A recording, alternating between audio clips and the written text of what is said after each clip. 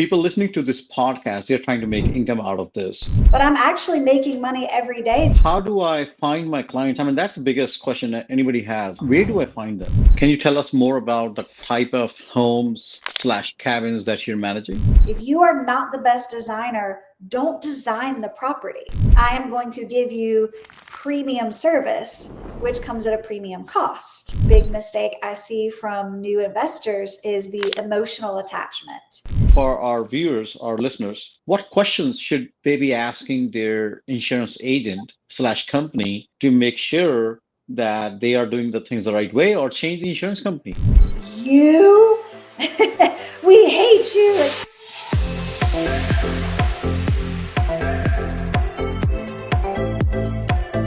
Hello, everyone. Welcome back to another episode of Bigger Life Podcast, where we dive deep into real estate investment strategies and the journeys of people who are building bigger, better lives. I'm your host, Ray Bansal, and today we have amazing guests with us, someone who has made incredible strides in the world of real estate, short-term rentals, flips, you name it. We are joined with Elizabeth Richmond. Elizabeth is an Airbnb superhost, ambassador, and a property manager with over a decade of experience in short-term rental industry. She's not only a seasoned professional, but also an educator and mentor to new hosts. Her expertise spans property renovations, management, and short-term rental strategy, and she's also heavily involved in advocacy work with AMSTRA, which is Atlanta Metro Short-Term Rental Alliance, and Georgia RIA. Hey, Elizabeth, how are you doing? Welcome to the show. Thank you. Thank you. I am well. How are you, Ray? I'm doing just fine. Thanks for asking. So I personally know you, Elizabeth, so I have that kind of thing.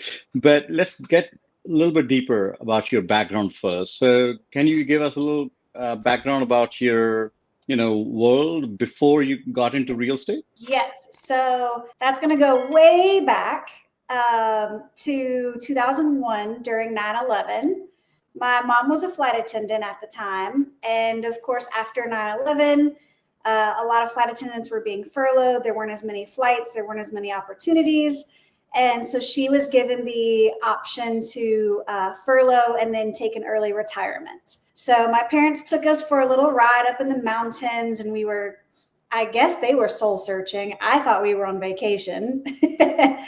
Ended up getting lost, pulled over and found these builders, and we were asking them for directions. Next thing you know, my dad comes back to the car and he says to my mom, Allison, I know what you're going to do after you leave the US Airways. He said, you're going to help them rent this cabin, which wasn't even built. So she took a little bit of her early retirement money out, helped finish building the cabin and furnishing it. So we were a third partner in the first one, and it rented like wildfire. Within 1 year, my parents bought land, built, and or sold 13 different cabins in that area. So we jumped in head first. And so really for me, it was like middle school and high school. I just kind of grew up in the industry. Through high school, I worked for my mom. I swore I would never do it. Had no intentions of going into property management. I was always interested in real estate, but didn't think that was the direction I wanted to go. So went to college, majored in psychology and biology, totally unrelated, and always had this kind of real estate mind, though, in the back of my mindset. And so I was like, you know what, instead of getting roommates through college or renting something, I'm going to buy a condo and then rent the 2 rooms on this brand new platform that just started existing called Airbnb. When it was in its infancy, it was a very different platform and a very different experience at the time. But I just learned that I loved it. And so all through college and then afterwards, I kind of did a roommate setup with my Airbnb guests. And here I am 12 years later, and I'm like, wow, I really did fall right into real estate. Into that trap, right? Yeah. Well, it feels like crap, but it's about building the bigger, better life, right? So that's what you have been doing and coaching. So when did you first realize that this is it? This is, I mean, because you did not want to do it to begin with. and you ended up doing it. And when did you have that realization moment?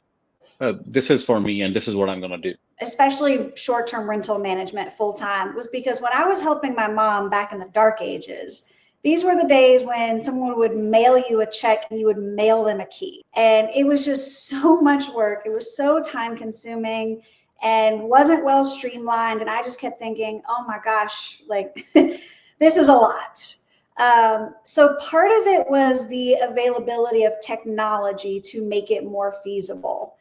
So once Airbnb became a platform, when VRBOs started becoming more and more prevalent, back in the day, Flipkey, Expedia, what have you, that was a big part of it because I realized, oh, I don't have to spend my entire life looking at a paper calendar. I can use these platforms to make it much more feasible. The real change for me, though, when I went from just, oh, I have guests in my house instead of roommates, hey, pay my bills, make it nice and easy when my friends or family come in town. The big shift for me into full-time management came from COVID. No more labs. They're going to sit at a computer. You're going to sit at your desk on the computer and you're going to teach them that way. And so my husband kept saying, you've got these people and these contacts that are asking you, will you manage for them? My mom at the time was retiring, so she was willing to hand me, about 3 or 4 cabins that were still kind of trickling around. And it all just kind of came to a head at once where I said, I no longer love my job. I'm no longer excited for Mondays. I now have these platforms that are going to make it feasible to manage in a way that would make sense and would work for me. And I have the opportunity. Let's take it. Plus, with the Here we are. technology and the automation now, things Mhm. are so much easier and simple than those dark ages that you were referring to, right? And I can focus on what I enjoy. Like, I enjoy hospitality. I enjoy helping people. I enjoy furnishing. I do not enjoy looking at calendars and scheduling and notifying housekeepers, check-ins and check-outs. Like the technology really removed the parts that I was so turned off by. Absolutely. So, how many doors do you currently manage, and how many doors do you currently own? I manage about 30, and then I own, so we have one cabin, one basement apartment, one spare room, and then we just purchased our second cabin, which is where I'm sitting right now. Awesome. So, And this looks beautiful. yes, thank you. Nice. Yeah, house hacking is one of the best ways to do it, and also kind of interact with those guests, because with the remote guests, you don't get to interact as much, right? For me, it's like, okay, I could pay my own mortgage, but why? I haven't since I was 18. I always split it with roommates or different guests. While we're here putting this cabin together this last week, we've been renting our house in Atlanta. So not only am I making money by being here and getting this house prepped for short-term rental, but I'm actually making money every day that our house rents back home. Why wouldn't I do Absolutely. that? Plus, it maintains your property, and you start thinking about your property in a different sense, and then it's less chaotic. It looks beautiful, and the thought process for the same property and your vision is totally different when you are that you will be using it part time for Airbnb and short-term rentals, plus all the tax benefits, and we haven't got into that yet. Yeah. Well, and I enjoy having a clean house. I enjoy having an organized house. I enjoy a minimal house. And so for me, it's just very easy to clean it up and bring guests right in. I don't have to worry about going through the house and taking out all of my personal things. We have one room that we lock off as our bedroom. And then what was an office is now a nursery. And I Nice. love the money. Yeah, great. Can you tell us more about the type of homes slash cabins that you're managing, where they're located, what kind of properties those are from a size standpoint and the location standpoint? Everything from bungalows in Los Angeles, condos in Florida, townhouses in Chicago.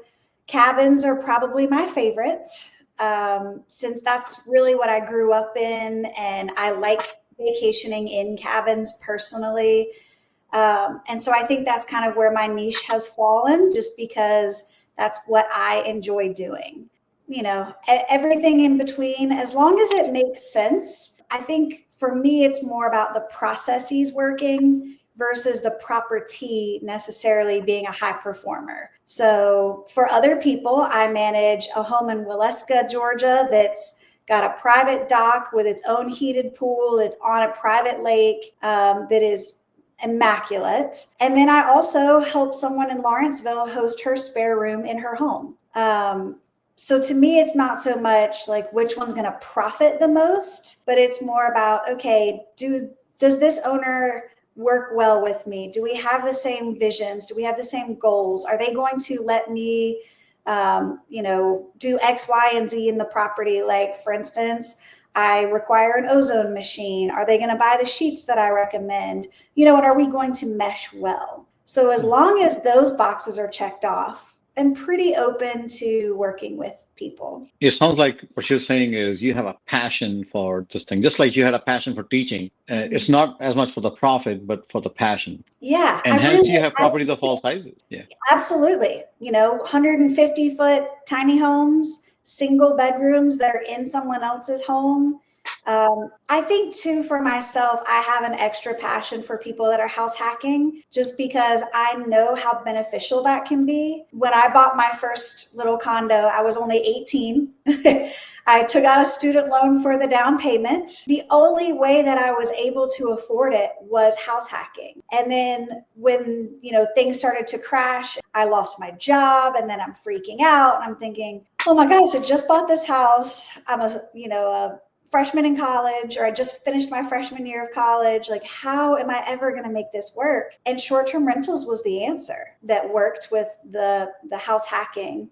But also just opening your space in general. And I like showing people that. Sometimes we get caught up in the glitz and the glam of, this beautiful property that you can rent for X amount of dollars per month. And like, doesn't this appeal to you? But doesn't always have to be this immaculate property. You can rent your spare room.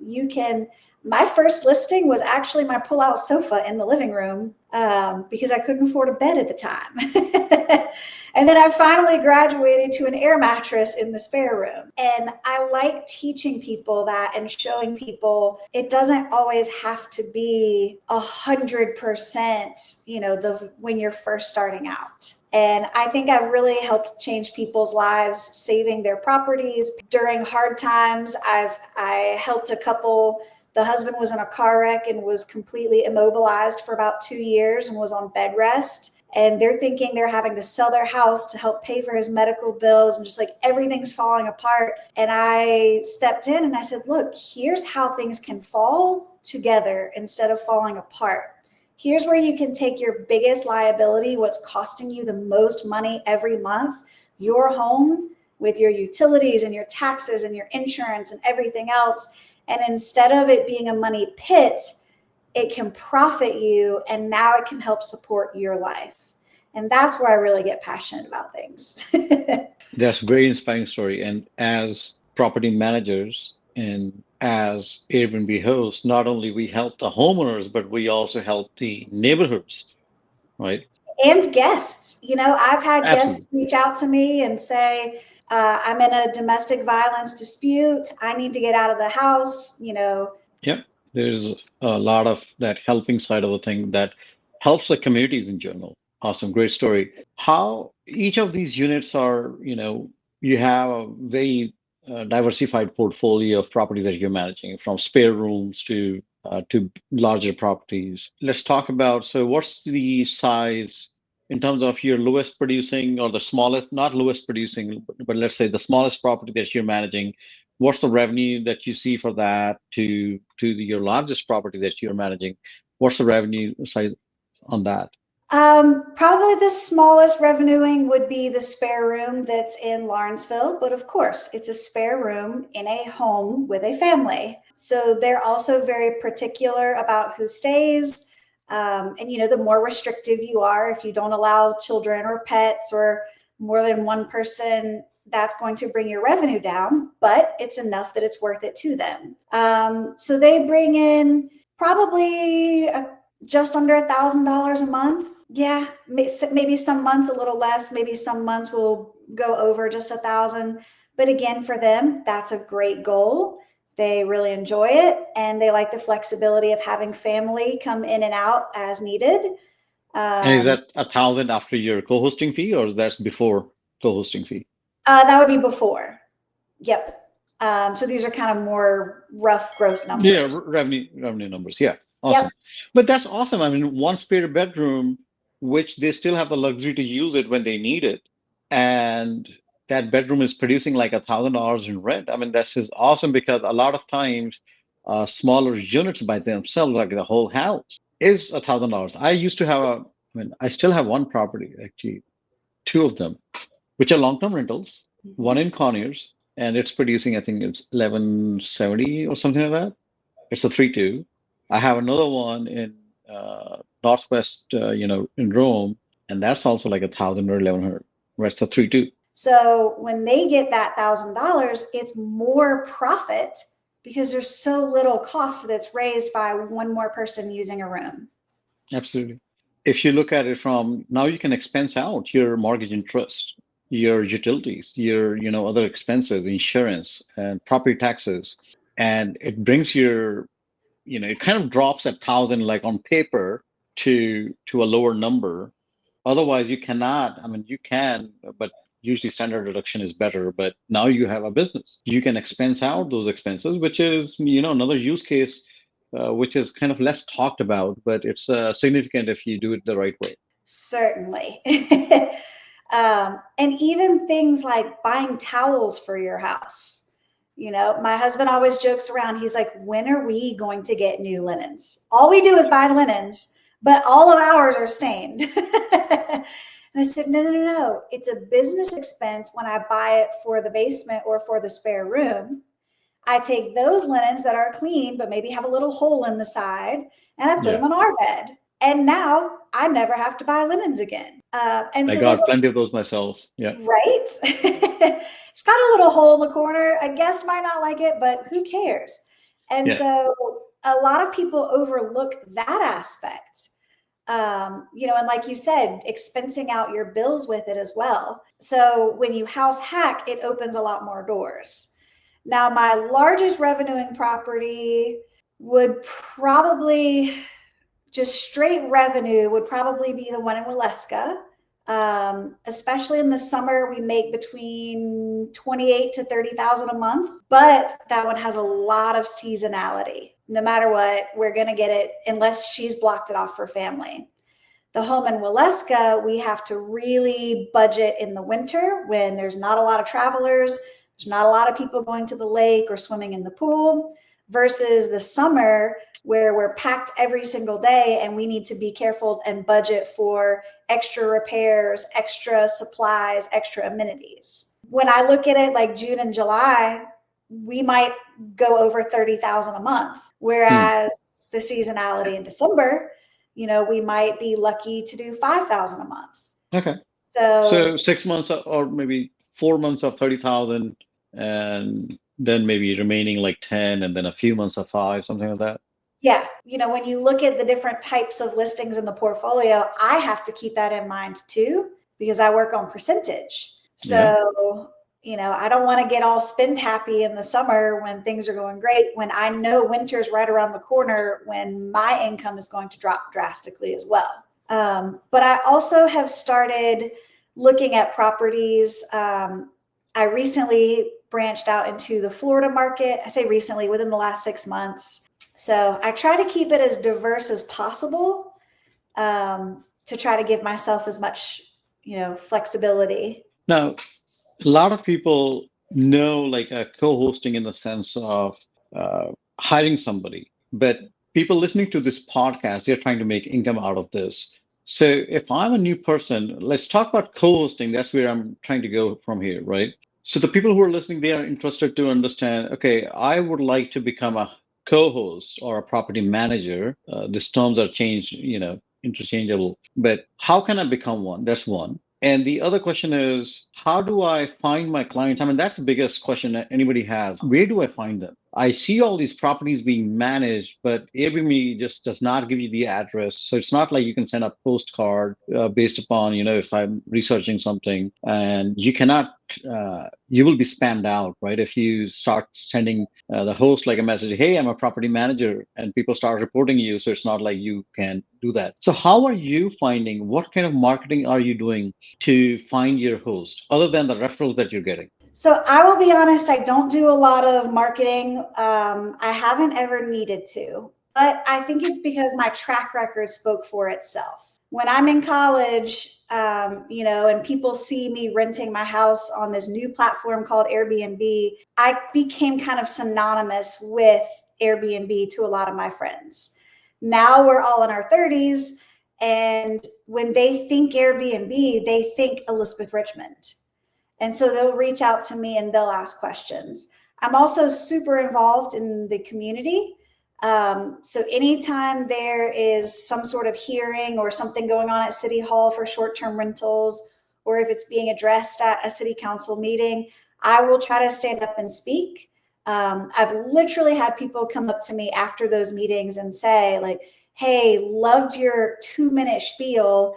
I'm interested in getting started. Can you help me? Another way that I've gotten a lot of clients is by going on Facebook.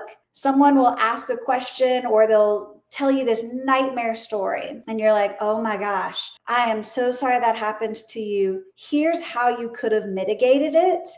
If you ever need other help, I'm myself a co-host and would love to help you. And so it's kind of advocating, it's kind of providing education. Sometimes it just happens by random occurrences. My husband will start talking to someone at the gas station, and the next thing you know, I've got a phone call. Hey, your husband says you do property management, and he saw me, buying a sofa and asked what we were doing, and boom, here we are. When people see me in Sam's Club with 4 shopping carts of toilet paper, it raises questions. And I think a lot of it is just talking and then also being able to back it up. And that's what's the hardest part about getting into co-hosting now. It seems like everyone is a co-host. Everyone wants to help you manage your property. I did the opposite. I raised my prices. Now my minimum price just for virtual co-hosting is 15%. Some people have questioned that. And I said, right, but you get the expertise that you're paying for. I have over a decade of experience with Airbnb in particular. I have almost 15 years experience in the short-term rental market. I am going to give you premium service, which comes at a premium cost. So I think if you've never hosted, you have no reviews, you have no stars, you have no track record, you're going to have to enter the market humbling yourself and realizing this is an uphill battle because you're competing with people like myself. So what do you bring to the table? Maybe you're someone who will go on site, because I have realized that in my business model, and I think that's one thing that's difficult, but also really unique and special about co-hosting. Everyone does it different. There's set expectations that you're going to maintain the property. Something breaks, you're going to fix it. Someone's locked out, you're going to get them inside. But co-hosting is kind of this wild, wild west. Some people want me to show up every single day and do a walkthrough of the property before a guest arrives, or every single check-in. And that's just not my business model. But there are co-hosts out there who will go to the property after every single check-in or check-out and check on things. So when you are entering the market, the first thing you want to figure out is, what do I enjoy? What am I good at? And what can I offer? And then if you are someone who's saying, you know what, that's not the model that I want to go with, I want to be more hands-off. Okay, well, what do you have to prove yourself? For me, I have, 2,000 reviews on Airbnb that span over a decade with a 4.9 rating. That speaks for itself, but that took years to develop. Absolutely. It takes time, and that's where you sometimes get what you pay for, right? Mm-hmm. And sometimes it's just not the right match. I've had people reach out to me, like I said, for co-hosting, and they'll say, here's my expectations. and I'll say, well, here's what I offer, and I would love to work with you. I think it's a great property. It would make a ton of money. I'm just not the right co-host for you. So let me get you in touch with someone else. And then when that person has a person that's maybe not the right match for them, they can reach back out to me. So developing relationships is definitely important. I have a few co-hosts that I work with as friends, that will switch different clients back and forth because we are so different in our methods and in our personalities that you might clash with someone that I click with and vice versa. I also work with realtors a lot of times. Great. The next question would be, okay, so you somehow figured out a client and the client is interested and client is asking for evaluating their property from a revenue standpoint, right? What tools do you use to evaluate a property's revenue stream or a performer revenue on that? So I farm that out because that is not one of my fortes. My favorite place to go to analyze web properties is called STR Insights. I know the CEO who started the company. Not only is he a good, I just find him to be an honest person, but they will sit down with you and go through every single line item, what it's going to cost you, how much you're going to bring in, how nicely should you furnish it, what amenities should you offer. If you add a hot tub, how many dollars per night will that add to your nightly rate? So I usually refer that out because that's way more analytics than I am good at. I know where my strengths lie.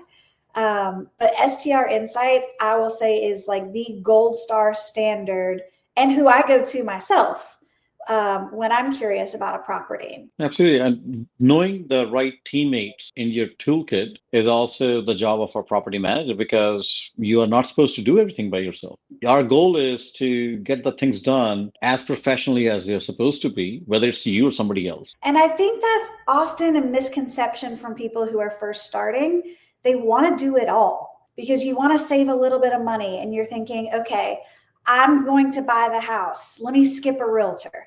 I'll look around. Let me skip an inspector. I know this house will make money. Let me skip any analytics. I don't want to pay a stager or anyone to furnish it. Let me do it myself. Let me, throw together whatever I can find on Facebook Marketplace and save a dollar here or there.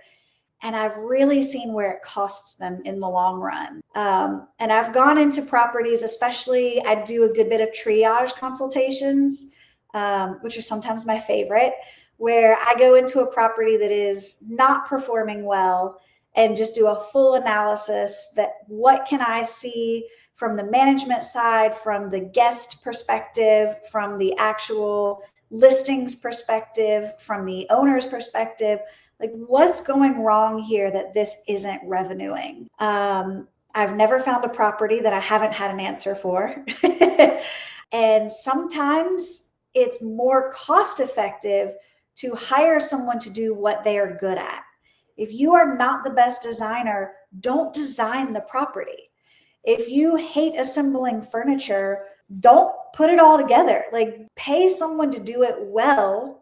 And then by the end, it's done well. What are the top three issues that you have identified during your triages that you mentioned, right? Number one, I would say cleanliness. I'll go into a property that might be clean according to the owner. Even if they hire a housekeeper, it's not guest ready. And cleanliness is also under that would be like staging. Yes, you might have washed the towels, but are they folded kind of haphazardly so that it doesn't look clean? Do you have 15 types of glasses that are just shoved in a cabinet so everything looks like a college dorm room? And if that's the case, that's fine. You just need to price accordingly. And you need to understand that your guests will have to match that type of aesthetic and that type of listing. And like I said, it's not always glitz and glam. I'm not saying go out here and spend a ton of money, but you need to adjust your business accordingly. I would say the next mistake that I see often ties into that is over promising and under delivering. Owners will have a listing and they'll put in there, it's luxury, it's luxe, it's, the best there is, it's divine. And then you show up and you're like, well, I don't know, it's good enough, it's sufficient. But when you've talked it up so much and you've oversold me, now I come in and I'm disappointed. Now, if you tell me that this place is a luxe listing, I do expect all of your glassware to match. If you tell me that this is an economical option that's great for families, maybe I don't. And so I think there's a little bit of, overhype, maybe mismarketing, owners that get very emotionally attached would be another issue that I often see, where it's hard for an owner to take any criticism. So it's a lot of work to put a house together and rent it short term. It's a lot of work to answer messages. It's a lot of work to, I've spent the last week putting this cabin together, head to toe, every single corner of this property we've touched. And that was after 2 months of renovations. Part of me wants to get my soul and my heart wrapped into it. And I think it's turned out beautiful and I'm so proud of it. But at the same time, when a guest comes in and says, hey, this mattress is really uncomfortable, I can't get emotional and say, well, I just bought it, it's brand new, and I spent X amount of dollars. That's irrelevant. You have to remove yourself and say, okay, this is the feedback that I'm getting. Big mistake I see from new investors is the emotional attachment. When I do go into a triage property and I say plaid sofa doesn't necessarily match the aesthetic that this, clientele is looking for, maybe we should replace it. But you get really upset because of how much you spent or how much work it was to bring in or how heavy it was, that's going to hinder your business. For sure. From a staging standpoint, how do you go about staging? Do you hire somebody to stage it, or do you stage it yourself, or do you have like a checklist that you ask your guests? Like, because your properties are so geographically located, and you are doing a majority of them like remotely. So one of the mistakes I made in the beginning as a co-host was taking the property as it was and making myself adjust. And then after I got to about 6 or 8 properties, I realized that's no longer feasible. The only way that I could scale up more than that was to standardize the properties. And then, of course, maybe you offer some custom items. Like, I'm not going to give you a kayak if you are located in Chicago, but if you're on a lake, I will. But most of the amenities or the items that are in the properties, I try to standardize as much as possible. I used to hire stagers when I first began. And there was one woman in particular, her properties were beautiful. She did an amazing job, but her specialty was aesthetic. And it looked like a magazine printed every single listing that she created. And that's why I liked working with her. The problem was she was designing for aesthetic, whereas I needed someone to design for short-term rental. And I quickly found that at least in my markets, there were no one or very few people that offered that. Because if you set the house up correctly, then it can run smoothly. So I'll give you a great example. The headboard that's behind me is a rattan. You can wipe it down with some Windex. You can dust it off with a Swiffer. It's simple, it's easy. Whereas the stager that I was working with loved velvet headboards. Beautiful, luxurious.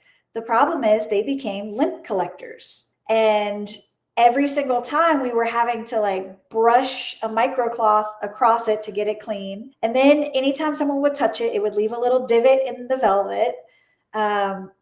If someone swiped their hand across, you could see where they touched it. So we had, even though hers were beautiful, we had such different goals with what we needed in a headboard. I don't want to have to clean a bunch of upholstery. So now when I'm staging, I'm very minimal. Here's another example.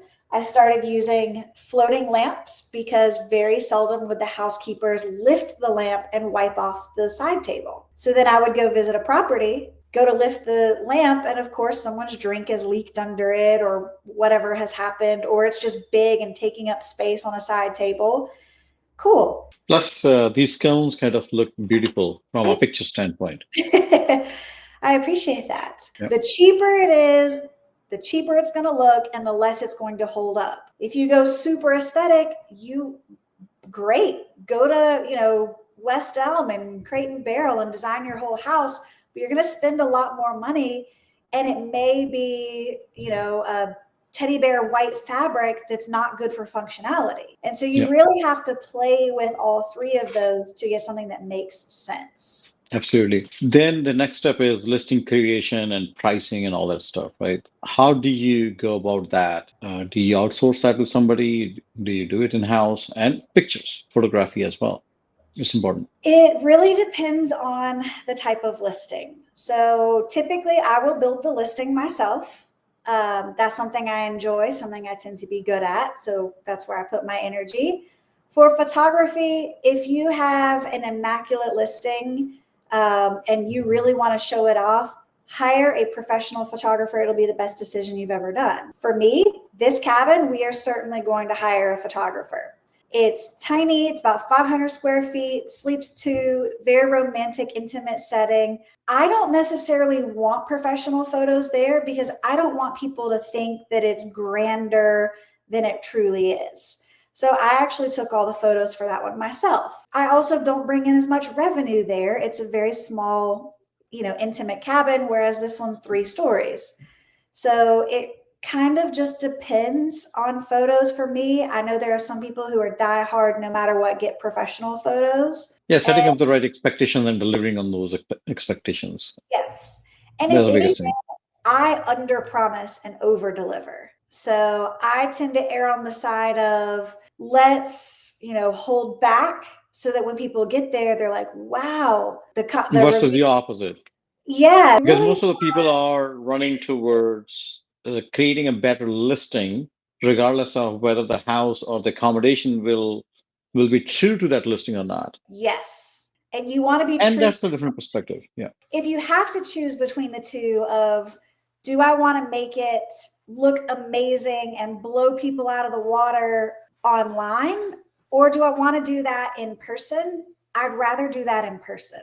I'd rather them be enamored when they get there and, this is a 5-star stay versus, it looked bigger in the photos. It looked brighter in the pictures. Wow, the listing description said that this was luxurious and XYZ, and I'm just not that impressed because those Sure. are 2 very different guest experiences. Absolutely.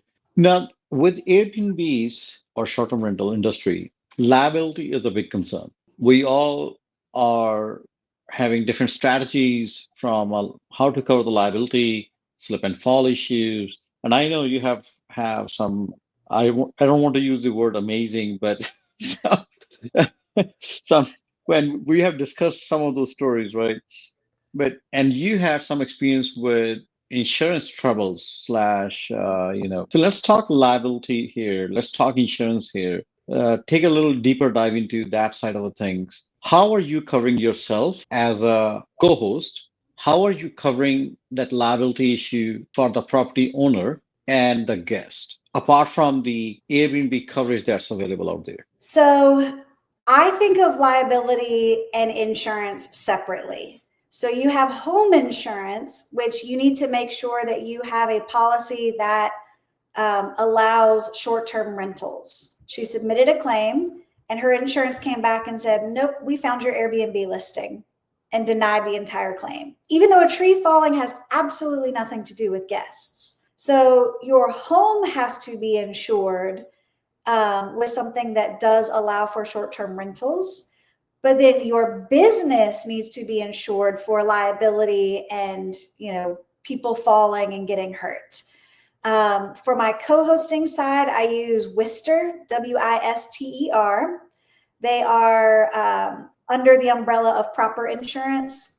So Wister specifically covers co-hosts and property managers in case of being sued. I know there's a growing kind of mentality or thought of self-insuring, which I've actually talked to a couple of people about, but I don't think it quite fits my business, where you charge the guest a little more, but you put it into kind of a pot and you keep that pot on the side in case there's an insurance claim. We have a climbing rock wall in the loft of this space. We have hot tubs at our listings. I think those are higher items that, self-insuring wouldn't really make sense. And so then there's also liability, like commercial liability for the rentals. And that's what you get more into when you talk about hot tubs and climbing walls and having guests slip and fall. I will say proper insurance, who I personally don't use, but they are the Cadillac of insurance for short-term rentals.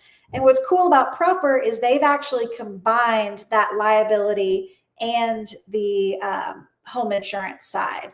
So they provide your home insurance and they provide your commercial liability. So that's awesome. Otherwise, you have to get separate policies, which is what I've had to do, mainly because proper denied my rock wall. So, Well, but property is also quite expensive, and yes. average homeowner, if they're comparing their homeowner's policy along with short-term rental endorsement or a rider, it's roughly in the range of $900 to $1,200, or for bigger properties it could be $1,500, $1,800. But the proper insurance for the same property, at least every time asked them for a quote, it came 2 or 2.5x of the regular insurance. But that's So, because you're only comparing one side of the policy. That's why I think of home insurance and liability as two separate policies. You can't just say they're all insurance, because if a tree true. falls on your house, that's home insurance. But if a person falls down your stairs, that's liability. Proper covers both. So if you just get a regular home policy that, has an endorsement, sometimes they will have a little bit of liability coverage in there, but often they don't for short-term renters. So what I'm doing is I have this in my policies. I have home insurance, which also has a liability. I think it's 300,000 or half a million dollars, something like that. And then on top of that, I have umbrella. So the idea is that you got this, and then umbrella should pick up if something is, falls through the crack or the bigger than what the homeowner's policy is covering. Is there any other product out there other than this, other than going the proper route, which is proper, or this home insurance and umbrella kind of a mix that at, at least I'm doing, or a lot of people are doing that as well. So the only hesitation that I have there, and this comes from personal experience, unfortunately, I was carrying a $5 million umbrella policy for liability for, I don't know, over 10 years probably. Found that my umbrella policy only steps in when the rest of your insurance, is maxed out. So let's say you have a $500,000 liability policy on the house, right, through your home insurance, and they sue you for $1 million. You would think that your umbrella is going to step in, right? Mine Yep. did not, because I did not have commercial umbrella insurance. Because a short-term rental is a commercial enterprise, none of it was covered. Long story short. So for the homes that are not under proper, now do you have a commercial umbrella policy for them? Is that how you're covering that? I mean, I'm just trying to understand what's your strategy now? Because like for example, this particular home or this listing has a climbing wall and proper denied you. Mm-hmm. So what's the route that you're taking for this one? So we had to hire an attorney to create a release of liability and a waiver form, which was a couple $1,000 to get one created. We have to be much stricter on who rents. So we can't do instant book. We send them the documentation for them to sign electronically. They have to send us the license of every single person above the age of 18 that will be on the property, as well as documentation for any minors that will be on the property, and release of waivers for them that are completed by a parent or guardian. So we opened a whole can of worms By and it adding makes it the much more difficult. climbing wall. Yes. And then since we were already doing the climbing wall, we went ahead and included the hot tub and just any liability on the property in that waiver. But that makes things much, much more difficult. And I have to go through, steps A, B, C, D, E before I can actually approve and make sure they're staying and then keep the reservation versus having to cancel it because for whatever reason they don't meet the requirements. Well, rock climbing wall is slightly different because not a lot of homes have it. Mm-hmm. But the other amenity that you just mentioned, hot tub, is a very common amenity nowadays with Airbnbs. So, what kind of extra liability concern are you envisioning with that? Because your homeowner's insurance should pick that up. No, if you let them know that I'm installing a hot tub at my place. It depends on the policy. And it depends on the policy whether or not they cover a short-term rental guest using said hot tub. So for instance, we had a $300,000 home insurance policy on our home. This was prior to us renting on Airbnb. We were still fixing up the inside, but I was using Sniff Spot and renting the yard. Got to make my dollars where I can. And then my insurance actually sent me a letter that said, we are covering like certain guests if they're your guest, but if they are paying guests, that's now commercial. If someone falls and hurts themselves on Sniff Spot or gets bit by a dog because it's a dog park, we are not covering that. So once there's an exchange of money, it's no longer just a guest in your home. This is a commercial operation. One, I made sure that the owners listed my business as an additional insured on their policy. So, and actually three things, but that kind of went along with it. Two, I made sure that they had a policy that covers short-term rentals. So first you have to get something with a short-term rental endorsement. Then I made sure that my business, Meta Capital, is an additional insured on their policy, which is more money, but so it's not the owner that's operating commercially. And then the third step was getting Wister, which is that co-hosting kind of just liability policy. Yeah. Yeah, but let's take it a step back, right? I'm still trying to understand one thing here. So you got an insurance policy that is for the home, like a regular homeowner's policy, and you got the short-term rental endorsement or the rider. Now, the technically insurance company knows that short-term rentals means a paying guest. So in that sense, it's commercial in nature. And in that sense, it should be covering the general liability. It should. But it's not. Not necessarily. All right. So then I think for our viewers, our listeners, what questions should they be asking their insurance agent slash company to make sure that they are doing the things the right way or change the insurance company, right? Based on the answer. Grill your insurance company and give them every worst case scenario possible. If someone comes to my property and a neighbor's dog gets out and bites them on my property, is that covered? If someone falls down the stairs, if someone drowns in my hot tub, if someone, breaks their back on whatever, and try to find a scenario where they say, no, that's not covered. And then I like to follow up with an email with those exact examples, and I get in writing that those would be covered. So for instance, Proper denied us for this cabin because of the rock climbing wall. They said it's too much liability. We went with Steadily, which is another one that's very well known in the short-term rental industry. So Steadily is more of that homeowner's policy with a short-term rental endorsement, but they do kind of specialize in short-term rentals. So they do cover a little bit more than like Travelers, which is what we have at our personal home. And then I spoke to the guy. I told him exactly what we were doing. I sent photos to him. After he said everything would be covered because of our waivers and our release of liabilities, then I sent him an email attaching copies of those with PDFs and saying, please confirm in writing that this is enough coverage and that we would not, run into a snafu in the future if there was an issue. And I made sure to get that answer before ever allowing a guest here. Yeah, so that kind of went into your binder. Great. Now, there are also products that you can buy on per booking basis. Are you using any of those, like Wavo, Superhog, the Rental Guardian? And Yeah, I've looked into a couple. Superhog was probably my favorite if I was going to do one. yeah, but Superhog covers more than liability then, because Right. They also yeah, cover damages. Mhm. damages and stuff. Okay, great. And I always, in a case like that, like I always present it to the owner and say, here is a product that we can go with. You let me know. The same way that I do with a door lock. Here's the one that I recommend.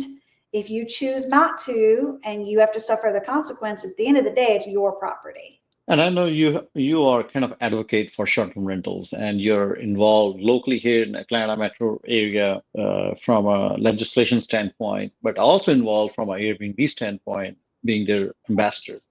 So let's kind of get into that side of the game a little bit. What changes do you see into the short-term rental industry from a platform standpoint first, and then from the regulation standpoint?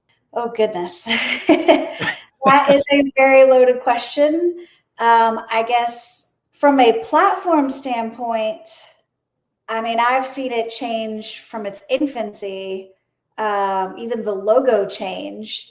So everything that was applicable 10 years ago is pretty much not today. The biggest thing that I would say when it comes to the platform is anytime there's a release, which there's 2 a year, there's one in the spring and one in the fall, make sure to watch the video and make sure to get an idea of what has changed or what might impact your business. Sometimes they're minute changes, sometimes they are major changes. So Airbnb every so often will send a flag and say, hey, we need you to update XYZ. So that's the best way to stay on top of the platform.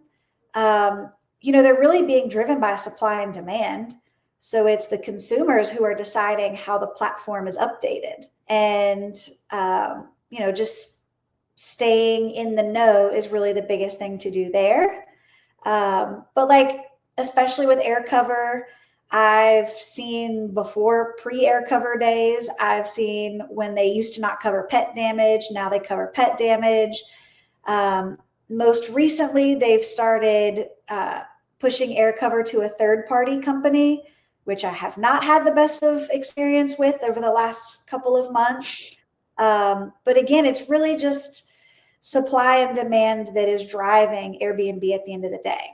Do you think we are in some kind of like a lot of people talk about like a short-term rental bubble? Do you think we're in a bubble? I wouldn't say bubble necessarily.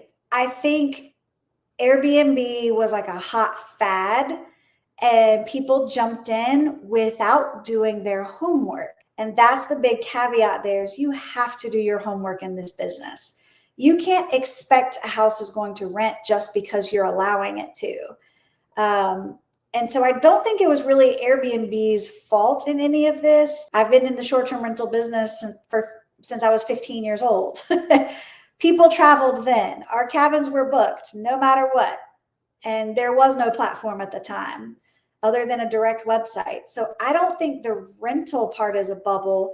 I think it was more people who rushed in. And then at the end of the day, they're going, oh no, I have this huge mortgage.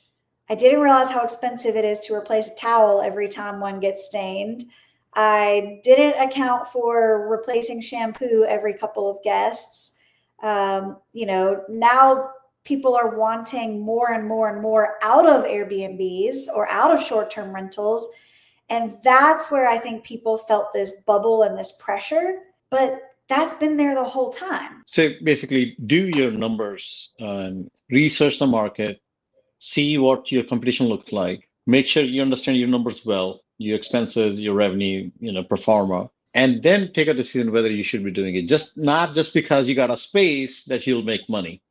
But Yes. there's what people, and you're right. I mean, a lot of people, what they don't understand is this is not an investment. Short-term rental is a business.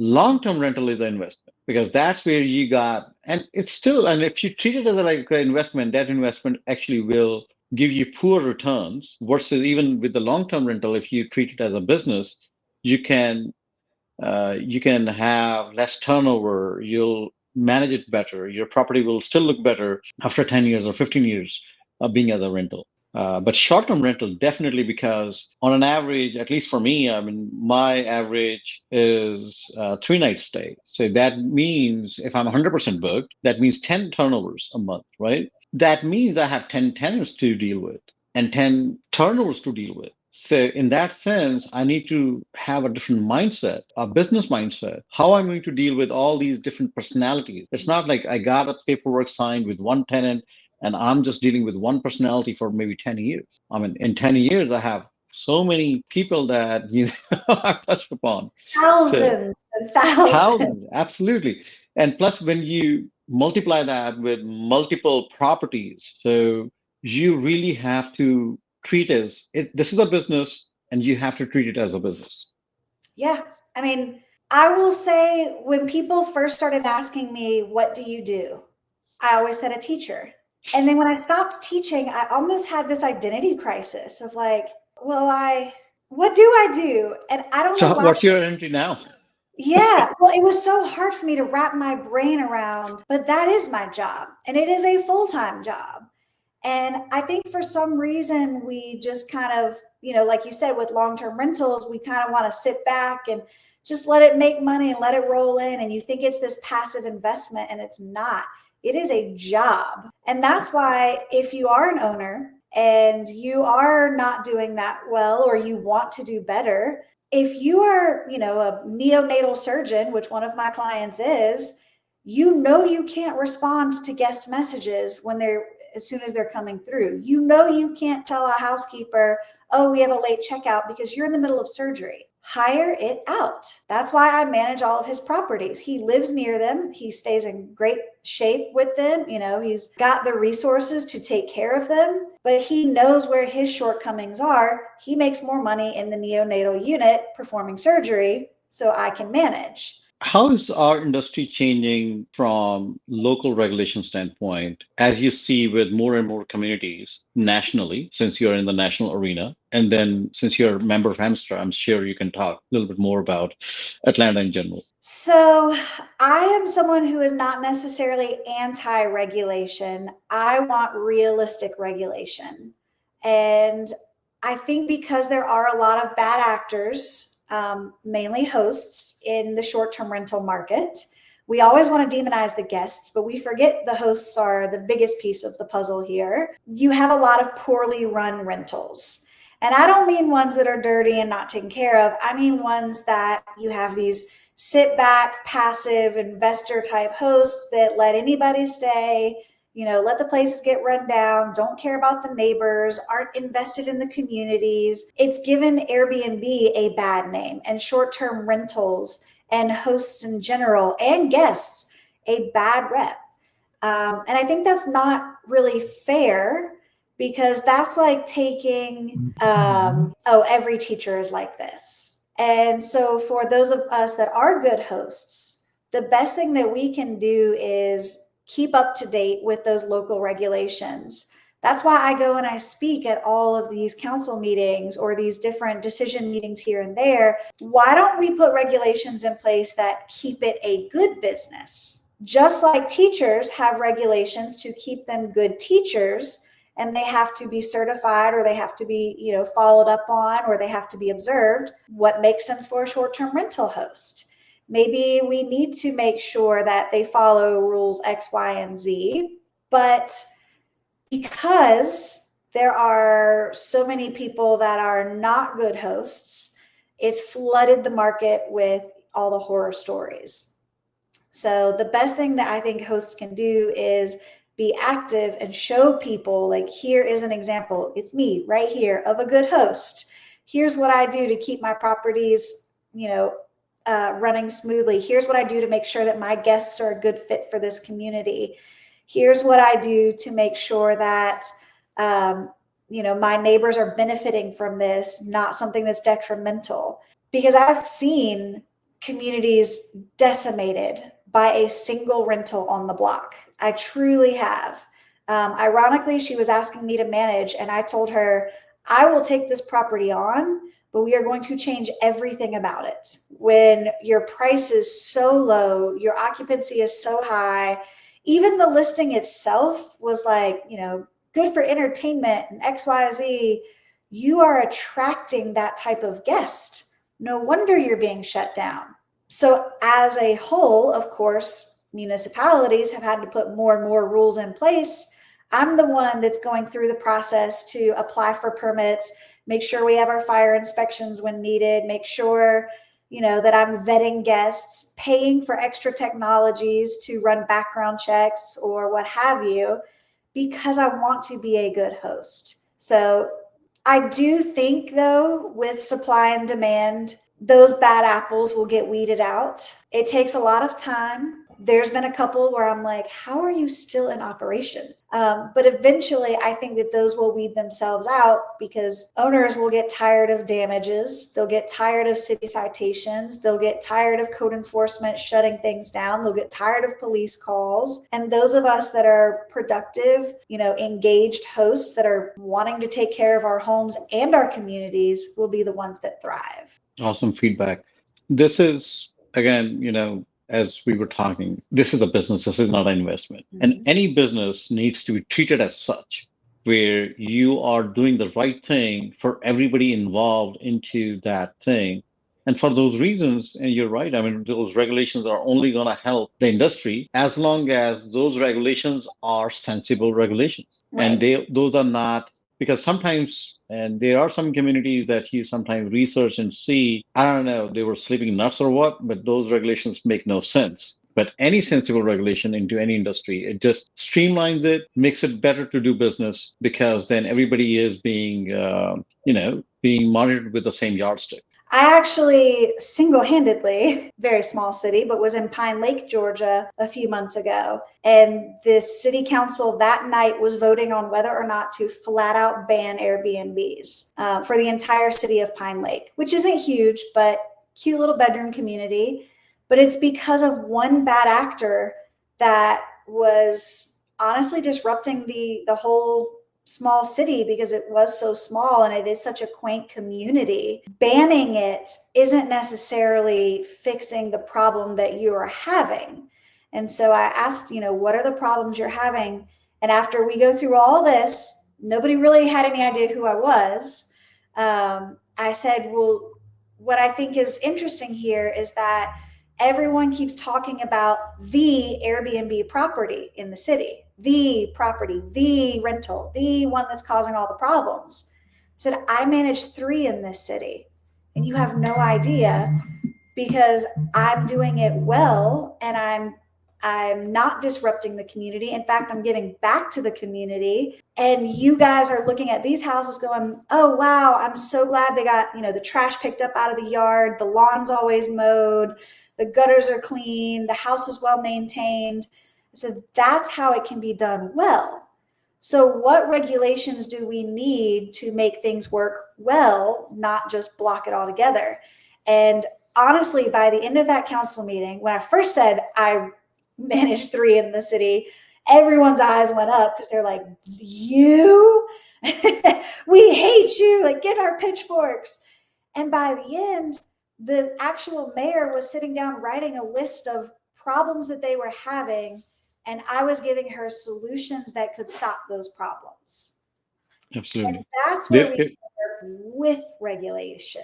great. Awesome. Lastly, Elizabeth, how can our listeners get in touch with you if they want to learn more about short-term rentals or connect with you for coaching or managing their properties? Where can they find you? So the best place is my website. It is meta, hyphen capital, capital LLC.com. I know I should probably come up with a better URL. But ironically, I have actually hit a space in my business where instead of my focus being expanding, I am working on retracting a bit. Baby is on the way in just over a month. And I've also hit a very comfortable place in my business. So instead of taking on more clients, I can refer people out. And furnishing has obviously become something that I really have found to be fun. So, all that to be said, sorry for my terrible URL, but I would love to get in touch with anyone who's interested. And if you ever have a question, I'm always an open book. If nothing else, I'll talk your ear off and tell you maybe how not to do something, learn the hard way, and hopefully how to do something. Thank you so much for sharing your story and insights today. It's been an absolute pleasure. And congratulations for the baby. Thank you so much. And Ray, thank you for having me on today. I appreciate it. And to our listeners, thank you for tuning in for another episode of Bigger Life Podcast. Be sure to follow Elizabeth and stay tuned for more episodes. Thank you. Thanks, everyone.